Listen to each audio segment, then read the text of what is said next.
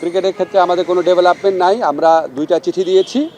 চিঠি দেওয়ার পর আমরা আইসিসির যে উত্তর সেটার প্রত্যাশা করছি। এর মধ্যে একটা জিনিস ঘটেছে আপনাদের আমার জানানো প্রয়োজন, সেটা হচ্ছে আইসিসির যে সিকিউরিটি টিম আছে, সিকিউরিটি দায়িত্বে যারা আছে, তারা একটা চিঠি দিয়েছে। সেই চিঠিতে বলা হয়েছে 3টা জিনিস হলে বাংলাদেশ টিমের নিরাপত্তা আশঙ্কা বাড়বে।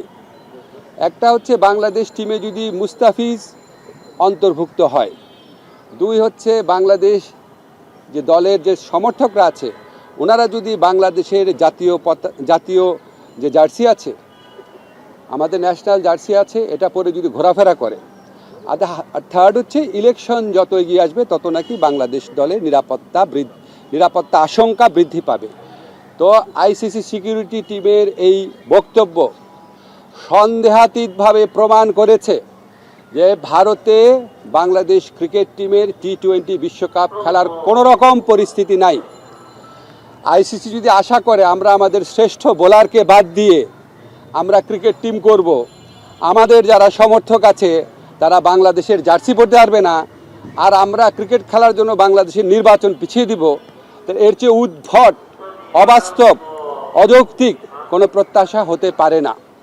আমরা মনে করি ভারতে যে উগ্র সাম্প্রদায়িক পরিস্থিতি বিরাজ করছে এবং বাংলাদেশ বিদ্বেষী যে পরিবেশ বিরাজ করছে, বিশেষ করে গত 16 মাস ধরে বাংলাদেশ বিদ্বেষী যে অব্যাহত ক্যাম্পেইন চলেছে, এটার প্রেক্ষিতে বাংলাদেশের পক্ষে ভারতে ক্রিকেট খেলা অসম্ভব ব্যাপারে পরিণত হয়েছে। মুস্তাফিজের পর্ব এবং এরপরে আপনাদের যে চিঠির কথা বললাম সেটার মাধ্যমে এটা সন্দেহাতীতভাবে প্রমাণিত হয়েছে। আমরা মনে করি ক্রিকেট খেলার উপর কারো কোনো মনোপলি থাকা উচিত না। বাজার ব্যবস্থাপনার ভিত্তিতে একটা খেলার সম্পূর্ণ বা একটা টুর্নামেন্টের ভাগ্য নির্ধারিত হতে পারে না।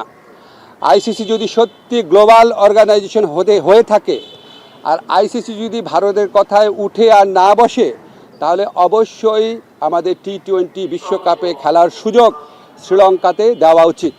এই প্রশ্নে আমরা কোনো রকম নতি স্বীকার করব না। সো আমাদের বক্তব্য, যদি আপনার কলকাতার থেকে চেঞ্জ করে অন্য ভেন্যুতে দেওয়া যায়, শ্রীলঙ্কায় দেওয়া যায়, কোনো সমস্যা না। আমি পত্রিকায় দেখলাম, আমি জানি না সত্যি নাকি মিথ্যা, পাকিস্তান নাকি আমাদের টুর্নামেন্টগুলো আয়োজন করার প্রস্তাব দিয়েছে। পাকিস্তানে করেন, কোনো সমস্যা নাই। সংযুক্ত আরব আমিরাতে করেন, কোনো সমস্যা নাই।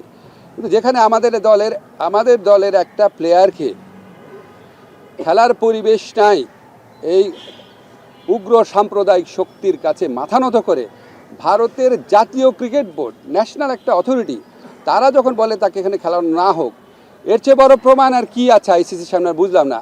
আর আইসিসি সিকিউরিটি টিমের যে চিঠি আছে, এর তো আমরা একটা সময় চিঠির কপি আপনাদেরকে দিয়ে দিব। এটা তো সন্দেহাতীতভাবে প্রমাণ করে যে আমাদের ওখানে খেলার পরিবেশ নাই ভারতের কোনো জায়গায়।